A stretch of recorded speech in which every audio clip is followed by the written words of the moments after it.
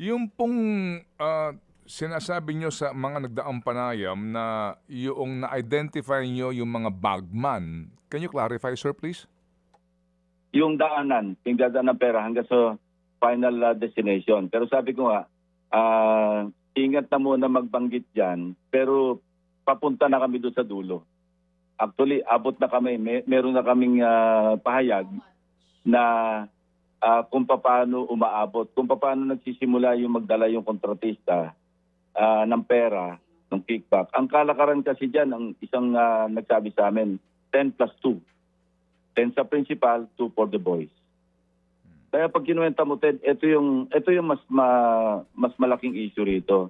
Kasi kung sa isang district o sa isang syudad, tulad ng Taguig, 10 plus 2. Ang kalakaran dyan, meron pang 6% dyan para sa back, yung bids and awards. Sa 6% sa back, yung 3% sa mga back members. Yung 3%, yun na yung para sa mga binabayarang mga kontratista na sumasali sa bidding. So yung pa lang, ilan na yun? 18%.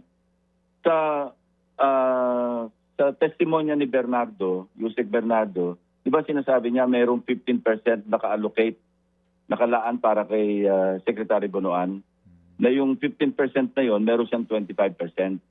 So kung idadagdag mo pa yung 15%, no? Kung ito yung kalakaran, kasi testimonya ito kaya pwede ko sabihin So magkano na yun? 18 plus 15, that's already 33%. So ilan na lang maiwanan sa proyekto. And that's the reason why nagre-resort sila doon sa overlapping, nagre-resort sila sa ghost, kasi saan babawi yung kontratista kung ganun kalaki yung porsyento na napupunta sa lagayan. So doon nagsisimula yung mga, kung hindi man ghost, siyempre magsa-substandard yung contractor kasi saan sila kukuha. And they're at the mercy kasi sabi ko nga sa Taguig, pagpasok pa lang ng, yung pagbagsak pa lang ng funding ng proyekto, predetermined na kung sino contractor dinidikta na And Ted, ito pa isang findings namin.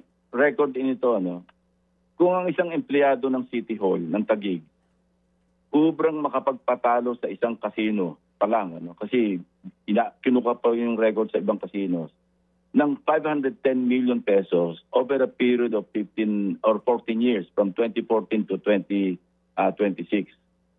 You can just imagine yung scale na napapunta sa principal. Ano ito empleyado lang ito sa City Hall Ang record na, net loss. Ibig sabihin, iba pa yung kwenta ng kanyang panalo. So yung kanyang nalararong pera, kung ang kanyang net loss over a period of 14 years, nasa 510 million pesos, you can just imagine the scale of corruption in the city. Hindi ko sinasabing galing lahat sa ghost project yun. Kasi yung katungkulan noong yung sinasabi ko, may bodyguard pa nga raw pag naglalaro Pero ngayon, parang ewan ko, nakabanda yata kasi, di ba, hindi naman po pwede mga government employees sa casino.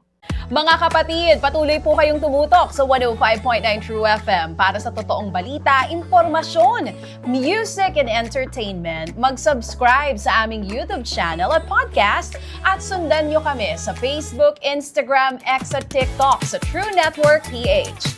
Bisitahin din po ang aming official website, truefm.ph. At panoorin din kami sa True TV Signal, Channel 19. Kami po ang 105.9 True FM. Laging true sa'yo, kapatid.